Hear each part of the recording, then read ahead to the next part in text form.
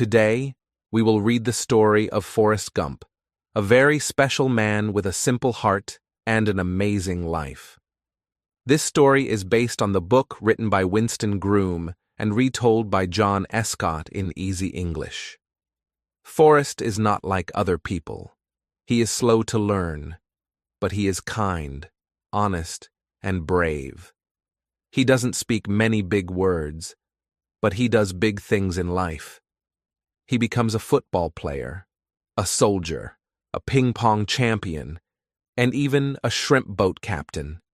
He meets many important people, travels to different places, and lives an incredible life. In this story, you will follow Forrest through his adventures. You will laugh, feel surprised, and maybe even cry. But most of all, you will learn how a kind heart and strong spirit can take someone very far, even if they are different.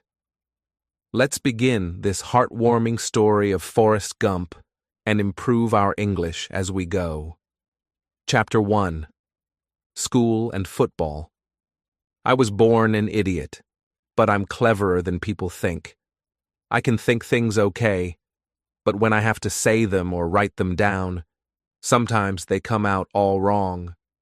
When I was born, my mom named me Forrest. My daddy died just after I was born. He worked on the ships. One day a big box of bananas fell down on my daddy and killed him. I don't like bananas much. Only banana cake. I liked that all right. At first when I was growing up, I played with everybody, but then some boys hit me, and my mom didn't want me to play with them again. I tried to play with girls, but they all ran away from me. I went to an ordinary school for a year. Then the children started laughing and running away from me. But one girl, Jenny Curran, didn't run away, and sometimes she walked home with me. She was nice. Then they put me into another kind of school, and there were some strange boys there. Some couldn't eat or go to the toilet without help. I stayed in that school for 5 or 6 years. But when I was 13, I grew 6 inches in 6 months.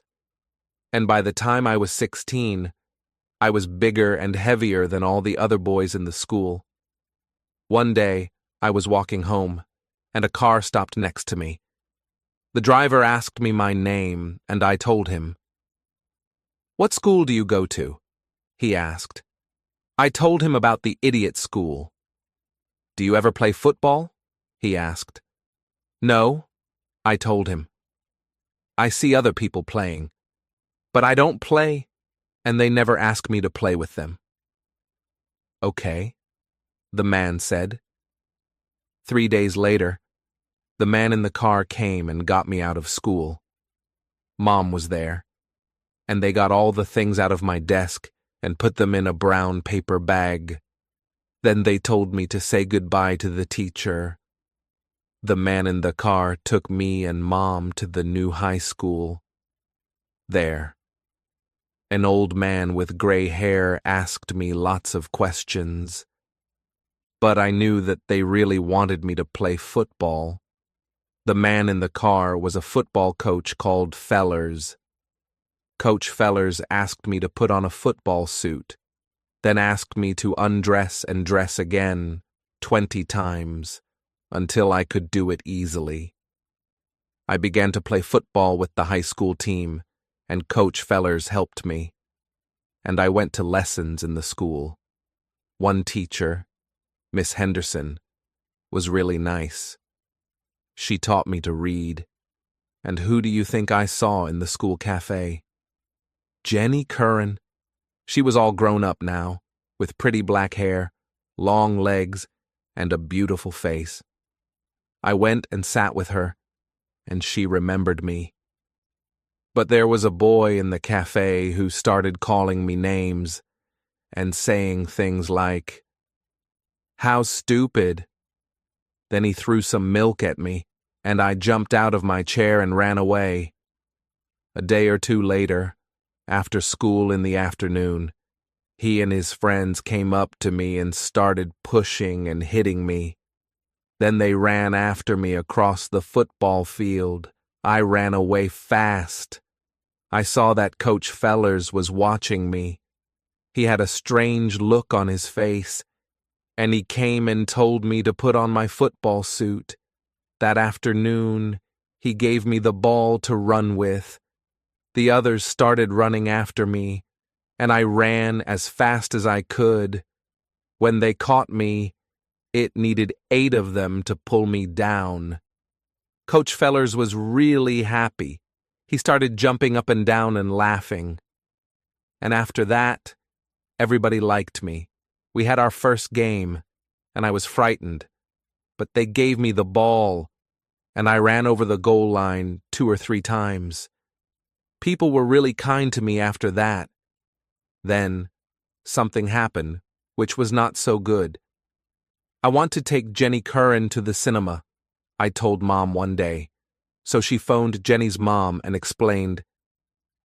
Next evening, Jenny arrived at our house, wearing a white dress, and with a pink flower in her hair.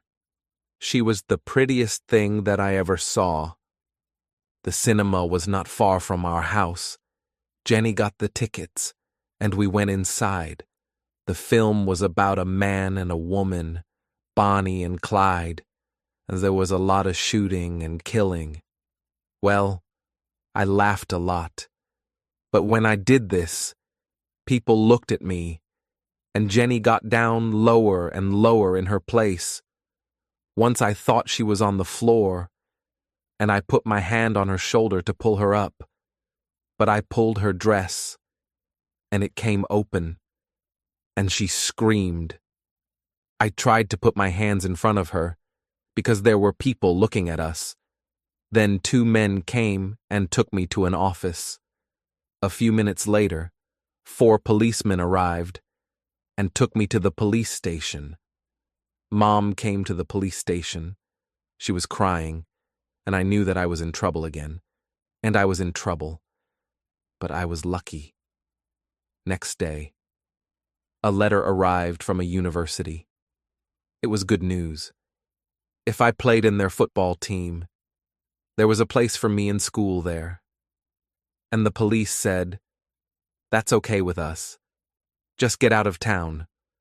So the next morning, Mom put some things into a suitcase for me and put me on a bus.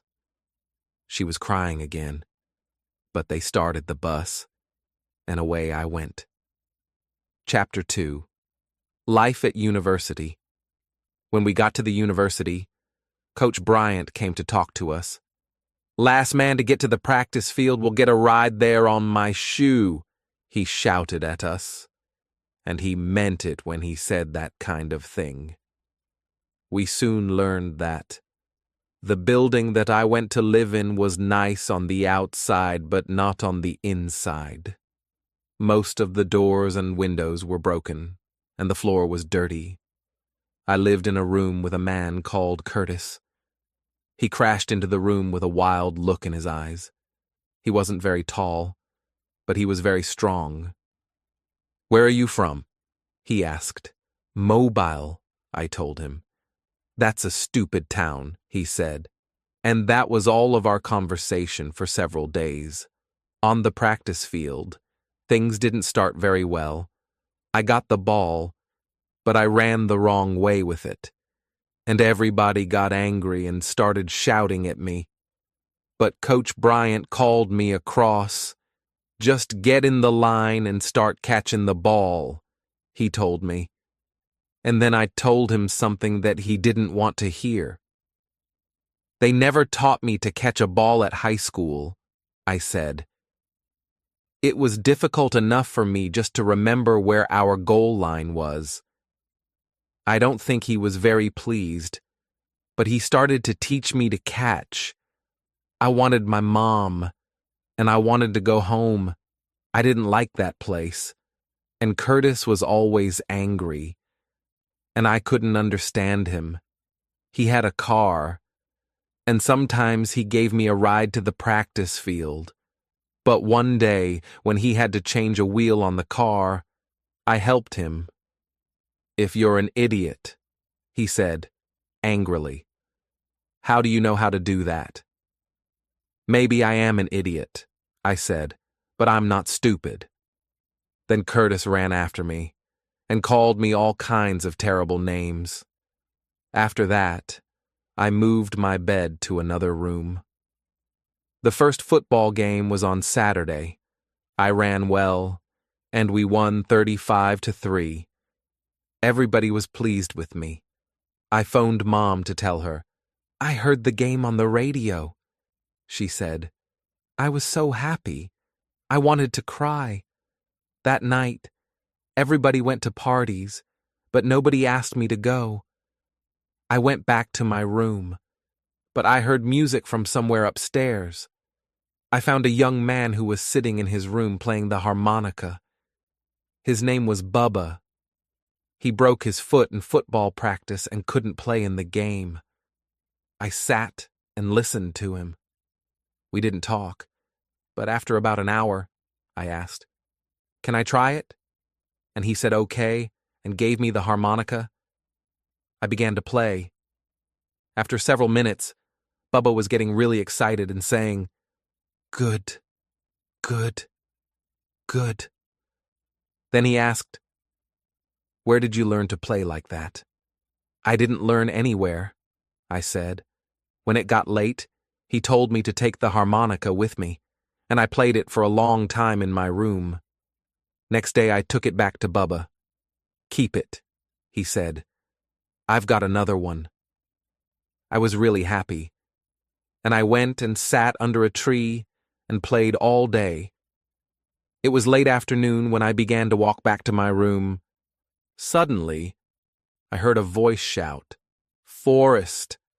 I turned round and saw Jenny. She had a big smile on her face, and she held my hand. "I saw you play football yesterday," she said. "You were wonderful." She wasn't angry about the cinema, and she asked me to have a drink with her. "I'm taking lessons in music, and I want to be a singer," she told me.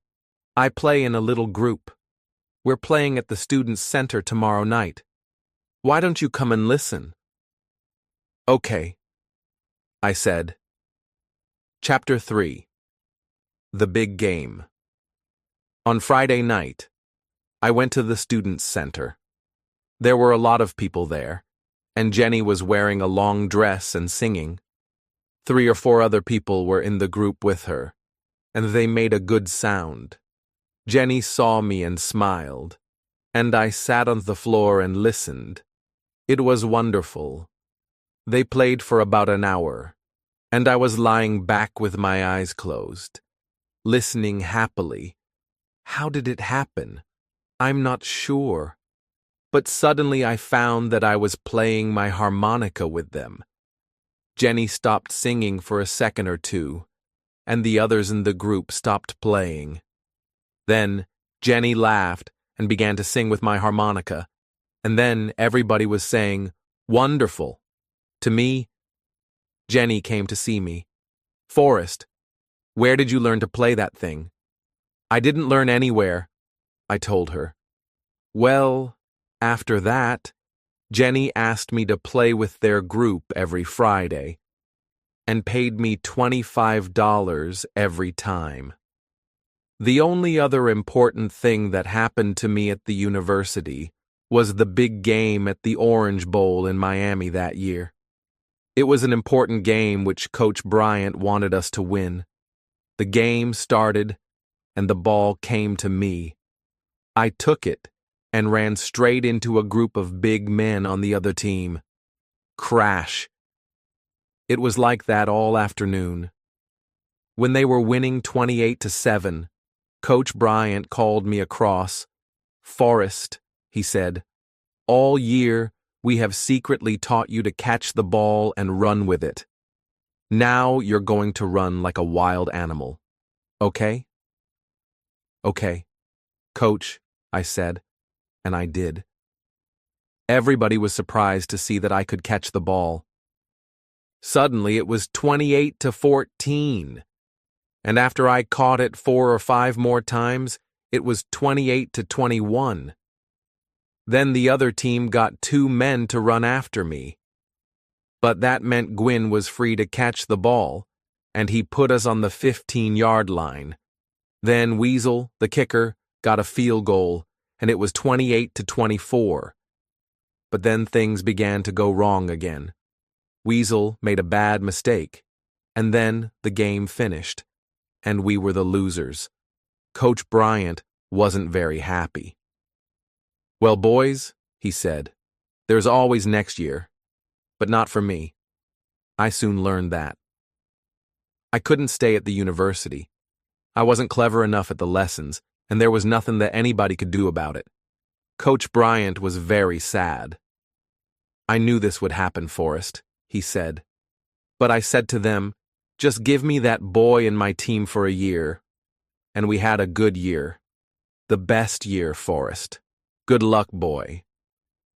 Bubba helped me to put my things in my suitcase. Then he walked to the bus with me to say goodbye. We went past the student center. But it wasn't Friday night, and Jenny's band wasn't playing. I didn't know where she was. It was late when the bus got to Mobile. Mom knew that I was coming, but she was crying when I got home. "What's wrong?"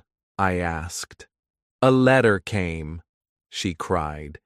"You've got to go in the army." Chapter 4. Vietnam. After I left the idiot school, people were always shouting at me, Coach Feller, Coach Bryant, and then the people in the army. But I have to say this. The people in the army shouted louder and longer than anybody. Fort Benning was in Georgia. After about 100 hours on a bus, me and a lot of other new young soldiers arrived there. The place where I had to live was just a bit better than the rooms at the university, but the food was not. It was terrible. Then, and in the months to come, I just had to do the things that I was told to do. They taught me how to shoot guns, throw hand grenades, and move along the ground on my stomach. One day, the cook was ill, and somebody said, "Gump, you're going to be the cook today." "What am I going to cook?" I said. "How do I cook?" "It's easy," said one of the men. "Just put everything that you see in the food cupboard into a big pot and cook it." "Maybe it won't taste very good," I said. "Nothing does in this place," he said. He was right. Well, I got tins of tomatoes, some rice, apples, potatoes, and everything that I could find. "What am I going to cook it in?" I asked one of the men. "There are some pots in the cupboard," he said, but the pots were only small. "You've got to find something," one of the other men said. "What about this?" I asked. There was a big metal thing about 6 feet tall and 5 feet round, sitting in the corner. "That's the boiler. You can't cook anything in that." "Why not?" I asked. "It's hot. It's got water in it." But the men had other things to do. "Do what you like," they said. So I used the boiler. I put everything in it, and after about an hour you could smell the cooking. It smelled okay. Then the men came back and everybody was waiting for their dinner. "Hurry up with that food, Gump! We're hungry!" they shouted. Suddenly, the boiler began to shake and make noises, and then it blew up. It blew the food all over us, me, and all the men who were sitting at the tables. "Gump!" they screamed. "You're an idiot." But I already knew that. After a year, we went to Vietnam to fight in the war. One evening we went to have a shower. The showers were just a long hole in the ground for us to stand in. while somebody threw water over us. We were standing in it, when suddenly there was a strange noise. Then the ground began to blow up all round us. We threw ourselves onto the floor of the shower hole, and somebody started screaming. It was some of our men on the far side of the hole, and there was blood all over them. Then everything went quiet again, and after a minute or two the rest of us climbed up out of the hole. The enemy soldiers tried to blow us up for the next 5 nights. Then it stopped. But it was time for us to move up north to help some of our other men in the jungle. We went in helicopters, and there was smoke coming up out of the jungle when we got there. The enemy started shooting at us before we got on the ground, and they blew up one of our helicopters. It was terrible. People on fire, and nothing that we could do. It was almost night before we found our other soldiers in the jungle. And who do you think one of them was? It was Bubba.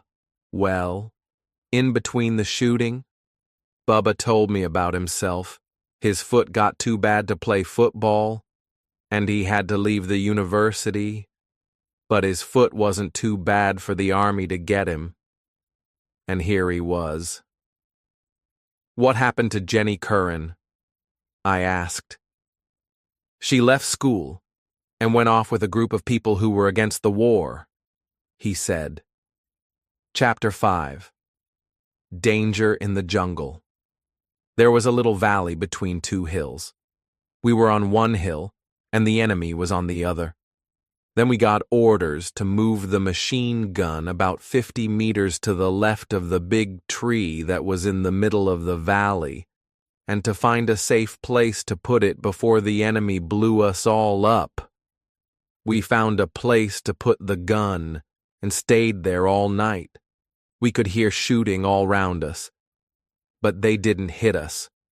When it was day again, our planes came, and they blew up the enemy soldiers. Then we watched while our men moved off the hill and came down into the valley. Suddenly, somebody started shooting at them. We couldn't see the enemy soldiers because the jungle was too thick, but somebody was shooting at our men. The shooting was in front of us, which meant that the enemy soldiers were in between us and our men, and this meant that the enemy was able to come back and find us, so we had to get out fast. We began to move back to the hill, but Doyle suddenly saw more enemy soldiers who were going towards our men. We waited until they got to the top. Then Bones began shooting with the machine gun. He probably killed 10 or 15 enemy soldiers. Doyle and I and the other 2 men threw grenades. But then an enemy soldier shot Bones in the head. I pulled the machine gun from his hands and shouted to Doyle. There was no answer. 2 of them were dead, and Doyle was only just alive. I picked up Doyle and put him across my shoulders. Then I ran towards the hill. There were bullets flying all round me from behind. And then I saw more enemy soldiers in the low grass in front of me. They were shooting at our men on the hill. I ran fast, shouting and screaming as loudly as I could. And suddenly I was in the middle of our soldiers, and everybody was pleased and hitting me on the back. My shouting and screaming frightened the enemy soldiers away. They just ran. The weeks went past slowly. I got a letter from my mom, and I wrote back to her that everything was okay. I also wrote a letter to Jenny Curran and asked Mom to ask her parents to send it on to her. But I didn't get a reply. Bubba and I decided that we would get a shrimp boat when we got home again, and catch shrimps, and make a lot of money. Bubba planned it all. It started to rain one day, and it didn't stop for 2 months.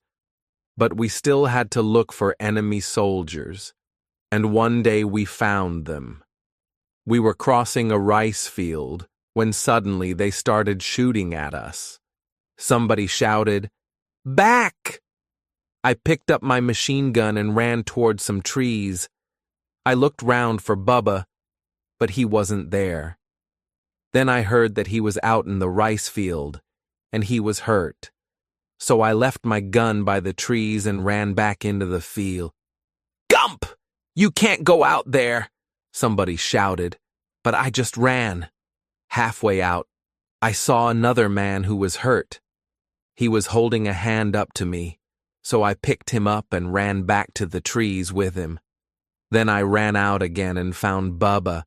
There was blood all over him and he had 2 bullets in his stomach. He looked up at me and said, "Forrest, why did this happen? What could I say?" Then he said, "Play me a song on the harmonica, say will you?" There was still a lot of shooting going on, but I played a song. Then all the color went out of Bubba's face, and he said something very softly. "Home." And then he died. And that's all I've got to say about that. The rest of the night was terrible. The worst night that I've ever known. Nobody could get any help to us, and the enemy soldiers were so near that we could hear them talking. Then, when it got light, an American plane came and used fire throwers on the enemy, and almost on us. Suddenly, the trees were on fire, and men were running out of the jungle with burned skin and clothes. During all of this, somebody shot me in the back of the leg, but I can't remember when it happened. It didn't matter. Nothing mattered. Bubba was dead. The shrimp business idea was dead with him. I just wanted to die, too. Then our helicopters came, and the enemy soldiers who were left ran away. An hour later, I was out of there and on my way to the hospital in Da Nang. Chapter 6. The White House. I was at the hospital for 2 months. After the first few weeks, my leg was getting better, and one day I went down into the little town to the fish market. I bought some shrimps, and one of the cooks at the hospital cooked them for me. 2 days later, I went back to the fish market and talked to a man who was selling shrimps. "Where do you get them?" I asked him. He immediately started talking fast in a language that I couldn't understand. But he took me somewhere, past all the boats and the beach. There, he took a net and put it in the water. When he took it out again, it was full of shrimps. Every day for the next few weeks, I went with Mr. Chi, that was his name, and watched him while he worked. He showed me how to catch shrimps with the net, and it was so easy that an idiot was able to do it, which I did. Then one day I got back to the hospital, and a Colonel Gooch said, "Gump, we're going back to America together. You're going to see the President of the United States, and he's going to give you a medal because you were very brave." There were about 2,000 people waiting for us at San Francisco Airport when we got off the plane. What a surprise. A lot of them had beards and long hair. I thought perhaps they were there to welcome us. But I was wrong. They were shouting unpleasant things. And then somebody threw a tomato at Colonel Gooch, and it hit him in the face.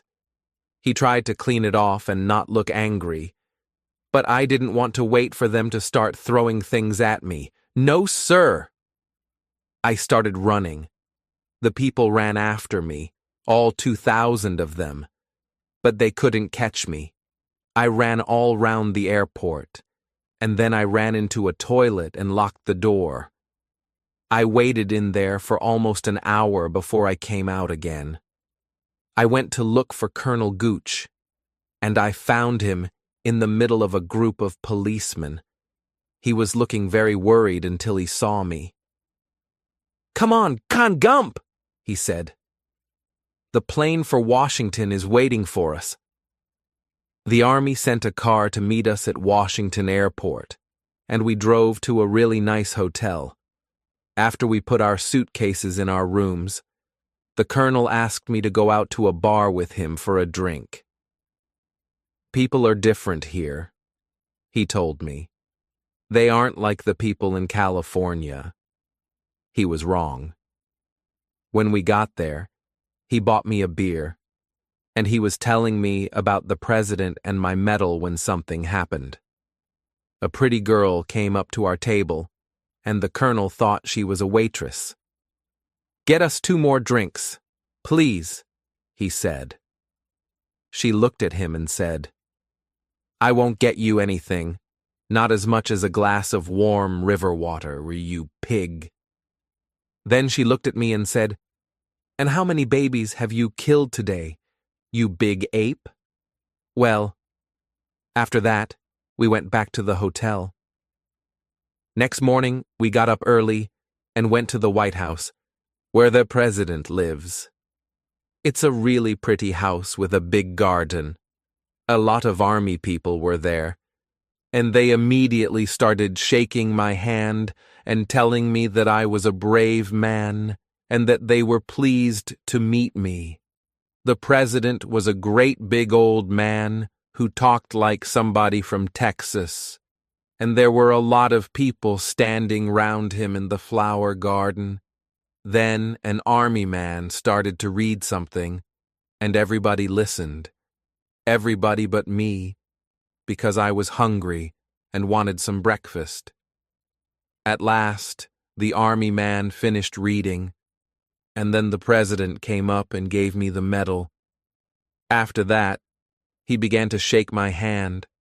I was just thinking of getting out of there and having some breakfast when the president said, "Boy, is that your stomach making that noise?" So I said, "Yes." And the president said, "Well, come on, boy, let's go and get something to eat." And I followed him into the house, and a waiter got us some breakfast. The president asked me a lot of questions about Vietnam and the Army, but I just said, "Yes, it's okay," or shook my head to say no. And after several minutes of this, we were both silent.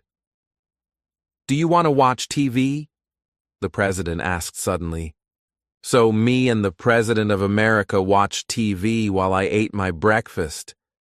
Later, when we were back in the garden, the president said, "You were hurt, weren't you, boy? Well, look at this." And he pulled up his shirt and showed me the place on his stomach where he was hurt once. "Where were you hurt?" he asked me. So I pulled down my trousers, turned round, and showed him. Well, lots of newspaper men started taking photographs before Colonel Gooch could run across and pull me away. That afternoon, back at the hotel, he came to my room shouting and throwing newspapers onto the bed, and there I was, on the front page, with my trousers down. "Gump, you idiot!" shouted Colonel Gooch. "Yeah, sir," I said. "That's what I am. But I just try to do the right thing." Chapter 7. Meeting Jenny. Again. Soon after that, I heard that I was leaving the Army early, and they gave me some money for a train ticket to go home. But all this time, I was thinking about Jenny Curran, just before I left the hospital in Da Nang. I had a letter from her. She was now playing in a group called the Broken Eggs, and they played 2 nights each week at a place called the Ho Daddy Club near Harvard University. Now that I was free from the Army, I just wanted to go and see her, so I got a ticket for Boston instead of Mobile. I tried to walk to the Ho Daddy Club from the train station, but I lost my way, so I took a taxi. It was in the afternoon, and the man behind the bar said, "Jenny'll be here about 9 o'clock. "Can I wait?" I asked. "Okay," he said. So I sat down and waited for 5 or 6 hours.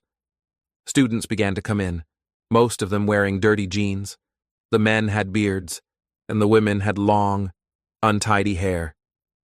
Later, the group, the broken eggs, arrived, but I didn't see Jenny. Then they began to play, and they were loud. The music sounded like a plane that was taking off, but the students loved it. And then Jenny came on. She was different. Her hair was all the way down her back, and she was wearing sunglasses at night. She was wearing blue jeans and a shirt with lots of colors on it. The group started playing again, and Jenny began to sing. Later, I went outside and walked round for about half an hour, then went back. There were a lot of people waiting to go in, so I went round to the back of the place and sat on the ground. I had my harmonica in my pocket, so I took it out and started to play. I could hear the music that was playing inside, and after a minute or two, I began playing with it. Suddenly, a door behind me opened, and there was Jenny. "Who is that playing the harmonica?" she said, and then she saw me. Forrest Gump, and she ran out of the door and threw her arms round me. We talked together until it was time for her to sing again. "I didn't leave school," said Jenny. "They threw me out after they found a boy in my room one night. I went to California and stayed there for some time." She laughed.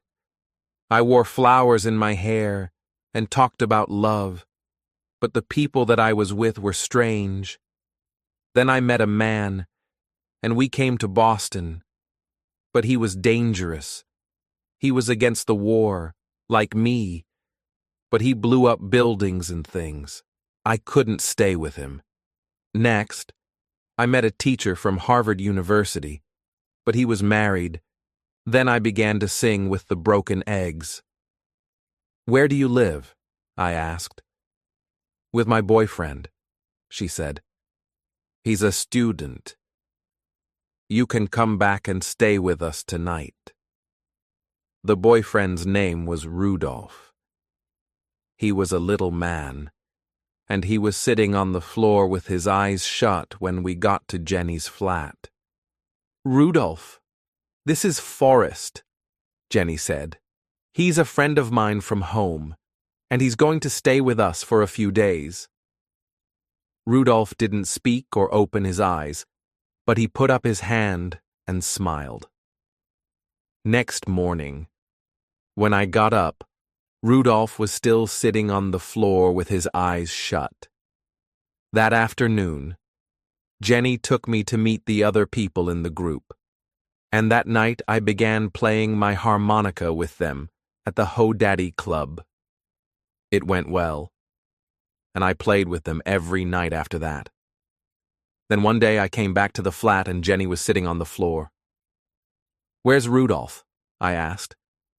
"Gone," she said. "Walked out, like all the others."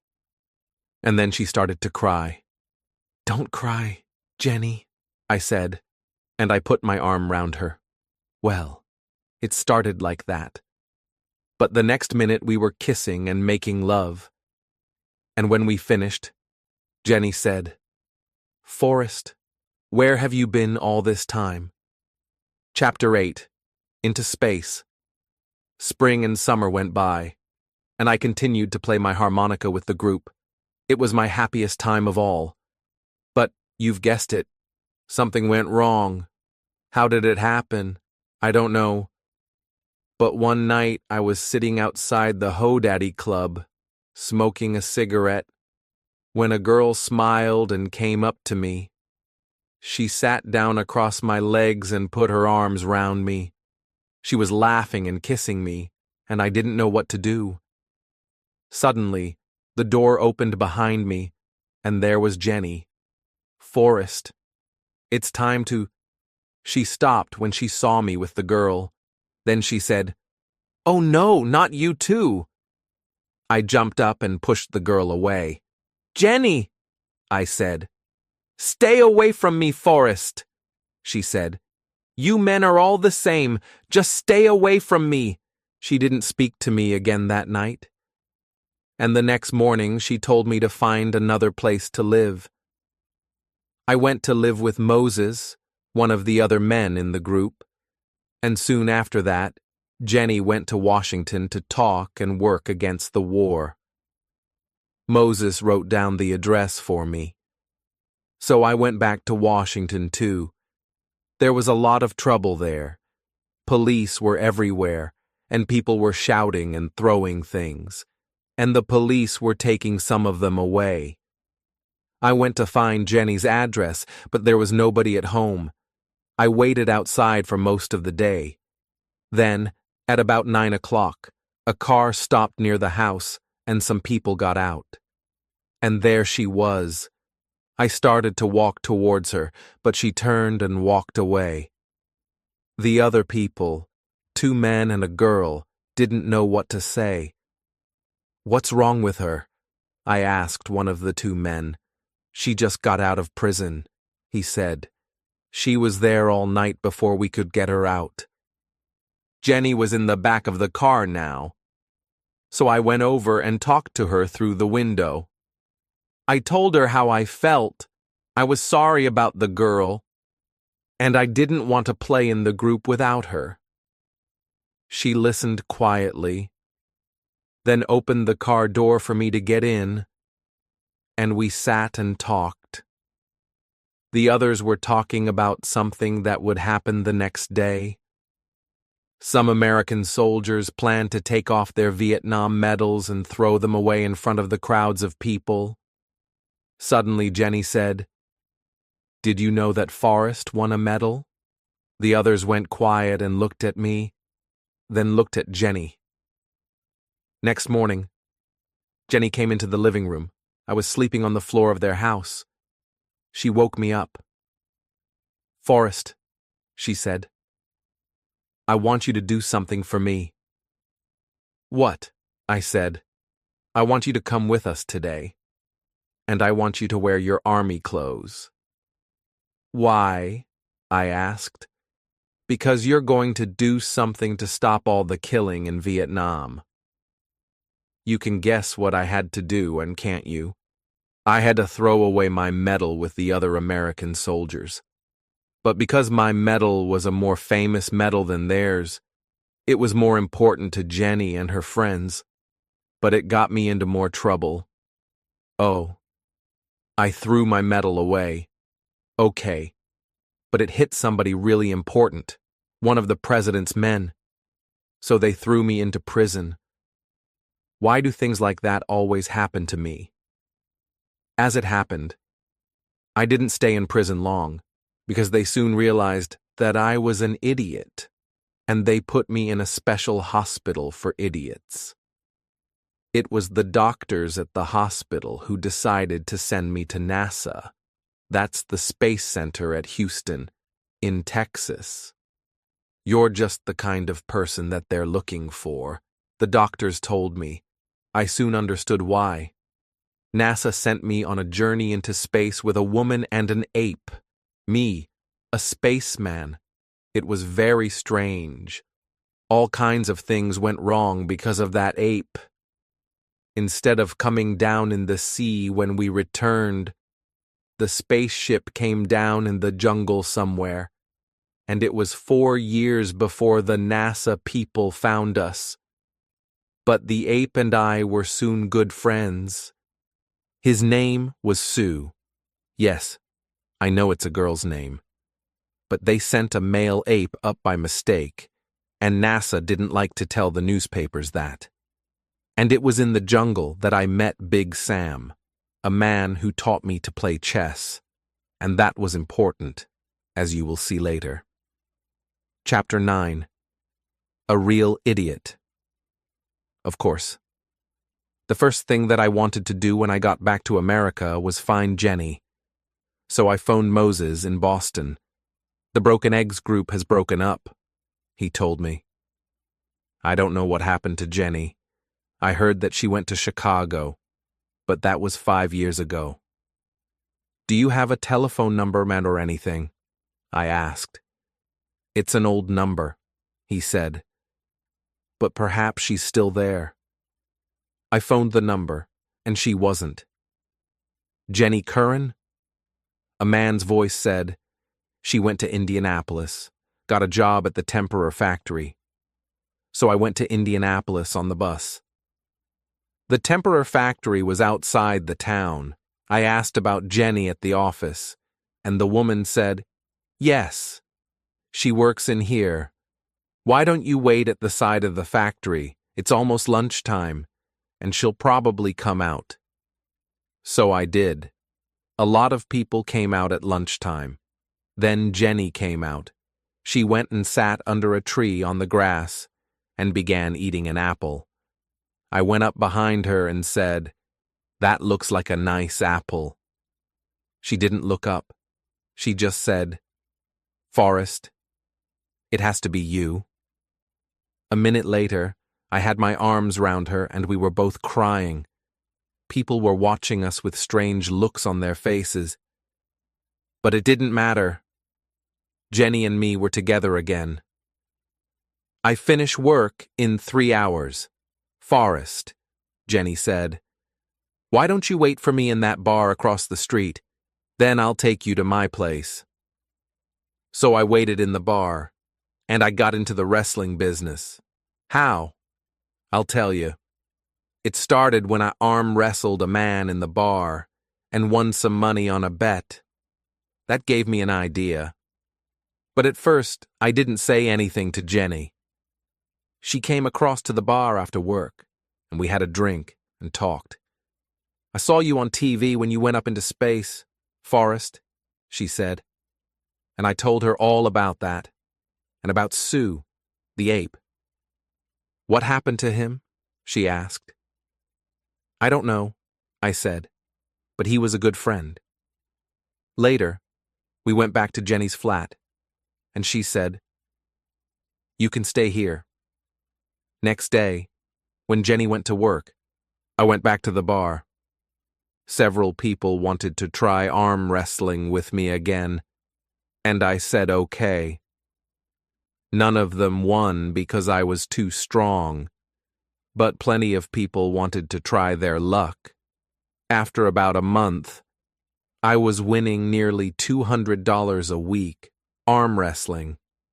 Then one day a man called Mike came into the bar.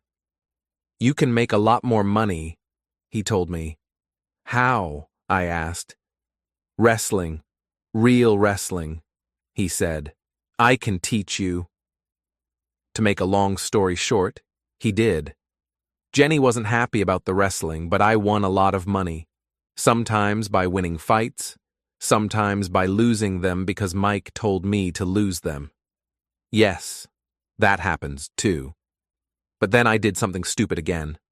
I bet on myself winning a fight, after Mike told me to lose it. Jenny got really angry. It isn't honest, she said. I didn't listen. I bet all my money on myself to win, and then I lost the fight. But there was worse to come. When I got back to the flat, Jenny was gone, and there was a letter waiting for me. It said, Dear Forrest, you're doing something bad tonight. It isn't honest, and I cannot go on with you like this. I think about having a house and a family and things like that now. I watched you grow up big and strong and good. And then, in Boston, I realized that I loved you, and I was the happiest girl in the world. But then there was that girl outside the Ho Daddy Club. Then you went up into space and I lost you for 4 years. And I think you changed.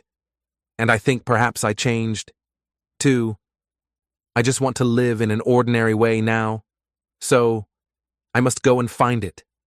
I am crying while I write this. but please don't try to find me. Goodbye, my dear. Love, Jenny. And for the first time ever, I knew that I was a real idiot. Chapter 10. Money for Playing Games. I decided to go home to Mobile, but the bus stopped at Nashville on the way, and I went into town for a drink and something to eat. I was going past a hotel when I looked in the window and saw some people who were playing chess. Like I said before, Big Sam taught me how to play chess when I was in the jungle. Well, I went into the hotel to watch them. But it was a special chess tournament, and it cost $5 to watch. So I didn't go into the chess room. I was just walking out again when I saw a little old man who was playing chess with himself at a table near the door. I had another hour before I had to catch the bus again, so I went across and watched him. Then I said, "If you make that move, you'll lose your queen." He didn't look up, but after a minute, he said, "Perhaps you're right." It was time for me to get back to the bus station, but when I started to leave, the old man said, "Why don't you sit down and finish this game with me?" "I can't," I said. "I have to catch a bus." So he waved at me with his hand, and I went back to the bus station, but I missed the bus that evening, and there wasn't another one until the next day. So I walked back to the hotel, and there was the little old man, still playing against himself. He looked up and saw me, and told me to sit down. It took me an hour to win that chess game. "Just who are you?" he said after the game. "Forrest Gump," I said. "Where did you learn to play chess?" he asked. "In the jungle," I told him. He looked surprised. "Aren't you in the tournament?" he asked. "No," I told him. "I'm going home, and I'm going to start a shrimp business." "You can make a lot of money from chess," he said. "You're very good." "Am I?" I said. The old man's name was Mr. Tribble. 2 days later, we were on our way to Los Angeles, to a big chess tournament. We were a day or two early for the tournament, and Mr. Tribble took me to see some people who were making a film. They make a lot of films in Los Angeles. We were watching a man who was crashing through a window in a film fight when a man walked over to us. "Are you an actor?" he asked me. "Who, me?" I said. "We're here for the chess tournament," said Mr. Tribble, but the other man was looking at me. "You are a big, strong man, aren't you?" he said. "You're just what I need for a film that I'm making. My name is Felder. He has to play chess in a tournament tomorrow," said Mr. Tribble. "He hasn't got time to be an actor." "It won't take long," said Mr. Felder. So we went with Mr. Felder, and I found myself acting in a film about the jungle with Raquel Welch, the famous film star. "Is that really Raquel Welch?" I asked Mr. Felder, but things did not go well. Somehow, when I was helping Miss Welch to escape from the jungle, her dress came off, and I had to run into the trees to hide her. But who do you think we met there? Sue, the ape. He was in another film. The three of us ran out of there fast, and Miss Welch shouted and screamed. No, things didn't go very well. I wasn't an actor for very long. I think Mr. Tribble was secretly pleased. I was pleased because I was back with Sue again. Back at our hotel, the three of us sat in our room and tried to decide what to do. "It's going to be difficult traveling with an ape," said Mr. Tribble. "He won't be any trouble, Mr. Tribble," I said. But Mr. Tribble seemed worried. Next day was the big chess tournament at the Beverly Hills Hotel. Mr. Tribble and I got there early, and I had to play chess all day. It took me about 7 minutes to win the first game, and half an hour to win the next. I played all that day, and the next, and suddenly I was in the final, playing with a Russian, Honest Ivan, the best player in the world. He was a big man, with long black hair, and he didn't want to lose. It was a long game. Honest Ivan was good, very good. But just when Honest Ivan seemed to be winning, Sue ran across the room and jumped onto the chess table. Honest Ivan fell off his chair, and everybody started screaming and running everywhere.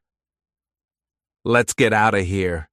Forrest," shouted Mr. Tribble. We got back to the hotel and hurried up to our room. "Forrest," said Mr. Tribble, "you're a wonderful chess player, but I never know what's going to happen next. Here's half of the money that you've won. It's almost $5,000. Take Sue back to Alabama with you and start your shrimp business." He shook my hand and gave me his address. "Write to me sometimes, Forrest. Good luck." Chapter 11. The shrimp business. Well, I finally went home to Mobile again. The train got into Mobile Station about 3 o'clock in the morning, and Sue and I got off. We walked into the town and finally found a place to sleep in an empty building. The next morning, I bought some breakfast and got Sue some bananas to eat. Then we went to see Mom. She was pleased to see me. "Oh, Forrest," she said. "You're home, at last." "Yes, Mom," I said. But I didn't stay long. 2 days later, Sue and I got the bus to Bayou La Batre, where Bubba's parents lived, and I explained to Bubba's daddy about the shrimp business that Bubba and I planned to start after we came out of the army. He listened, and he was very interested. And the next day, he took Sue and me out in his little boat to look for a good place to start the shrimp business. It took almost a month to start things up, to get nets and a boat and everything. Finally, the day came when Sue and I were ready to go shrimping. And by that night, we had hundreds and hundreds of shrimps in our nets. It was the beginning of my shrimp business. We worked hard all that summer, and that autumn and winter, and the next spring. And after a year, Mom was working for me, and Mr. Tribble, and Curtis, my old football friend, and Bubba's daddy. At the end of that year, we had $30,000. Everybody was very happy. But me, I was chinking of Jenny, of course. I wanted to find her again. And one day, I dressed in my best clothes and got the bus to Mobile, and I went to Jenny's mom's house. "Forrest Gump," she said, when she saw me. "Come on in." Well, we talked about Mom and the shrimp business and everything. Then I asked about Jenny. "I don't hear from her very often," she said. "I think they live somewhere in North Carolina now." "They?" I said. "Didn't you know?" She said, "Jenny married 2 years ago." Why wasn't I ready for that news? I don't know. But I wasn't, and part of me seemed to die when I heard it. But Jenny only did what she had to do, because I'm an idiot. A lot of people say that they married an idiot, but they don't know what it's like to marry a real one. I cried that night, but it didn't help. "I'm just going to work hard," I told myself. "It's all I can do." And I did. And at the end of that year, we had $75,000. Time went on. I looked in the mirror and saw lines on my face and gray in my hair. The business was doing well. But I asked myself, "What are you doing all this for?" And I knew that I had to get away. Mr. Tribble understood. "Why don't you tell everybody that you're taking a long holiday?" "Forrest," he said, "the business will be here when you want it again." So I did. Sue came with me, and we went to the bus station. "Where do you want to go?" the woman in the ticket office asked. "I don't know," I said. "Why don't you go to Savannah?" she said. "It's a nice town." "Okay," I said. Chapter 12. Little Forrest. Sue and I got off the bus at Savannah. Then I went and got a cup of coffee and sat outside the bus station. What could I do next? I didn't know. So after I finished my cup of coffee, I took out my harmonica and began to play. I played 2 songs, and a man walked past and threw some money into my empty coffee cup. I played 2 more songs, and soon the cup was half full of money. By the end of the next week, we were getting $10 a day. Then, one afternoon when I was playing to some people in the park, I noticed that a little boy was watching me carefully. Then I looked up and saw a woman who was standing near him. It was Jenny Curran. Her hair was different, and she looked a bit older and a bit tired. But it was her all right. And when I finished playing, she held the little boy's hand and came across. She was smiling. "Oh, Forrest, I knew it was you when I heard that harmonica. Nobody plays the harmonica like you do." "What are you doing here?" I asked her. "We live here now," she said. "Donald works in a business here in Savannah. We came here about 3 years ago. When I stopped playing, the rest of the people walked away. Jenny sat next to me while the little boy started playing with Sue." "Why are you playing your harmonica in the park?" asked Jenny. "Mom wrote and told me about your shrimp business and how rich you were." "It's a long story," I said. "Is that your little boy?" "Yes," she said. "What do you call him?" "His name is Forrest," she said quietly. Then she went on. "He's half yours. He's your son, Forrest." I looked at the boy, who was still playing with Sue. "My son." "I knew that a baby was on the way when I left Indianapolis," said Jenny. "But I didn't want to say anything. I don't know why. I was worried that perhaps he would be an idiot." I finished for her. "Yes, but Forrest, he's not an idiot. He's really clever." "Are you sure that he's mine?" I asked. "I'm sure," said Jenny. "He wants to be a football player." I looked at the boy. "Can I see him for a minute or two?" "Of course," said Jenny, and she called to him. "Forrest, I want you to meet another Forrest. He's an old friend of mine." The boy came and sat down. "What a funny animal you've got," he said. "He's an ape," I said. "His name is Sue." "Why is it called Sue if it's a he?" I knew then that I didn't have an idiot for a son. "Your mom tells me that you want to be a football player." "Yes," he said. "Do you know anything about football?" "A bit," I said. "But ask your daddy. He'll know more than me." He put his arms round me for a second, then went off to play with Sue again. Jenny looked at me. "How long have we been friends, Forrest? 30 years? Sometimes it doesn't seem true." She moved nearer and gave me a kiss. "Idiots," said Jenny. "Who isn't an idiot?" Then she got up and held little Forrest's hand, and they walked away. Well, after that, I did a few things.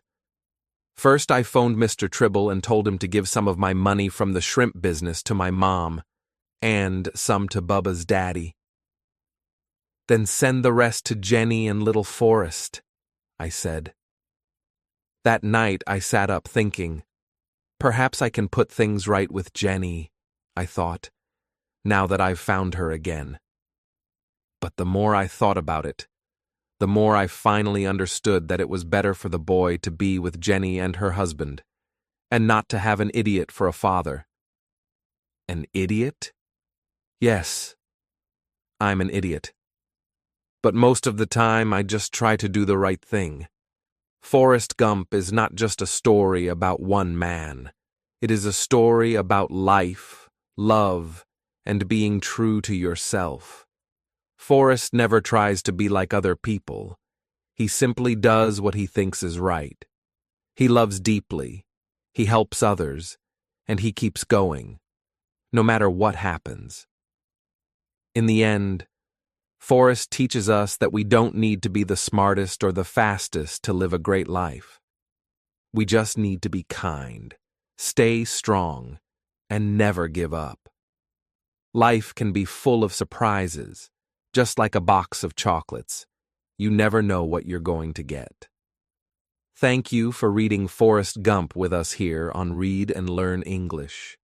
We hope you enjoyed the story and learned new English words and sentences along the way. Keep reading, keep learning, and keep believing in yourself, just like Forrest did. See you in the next story.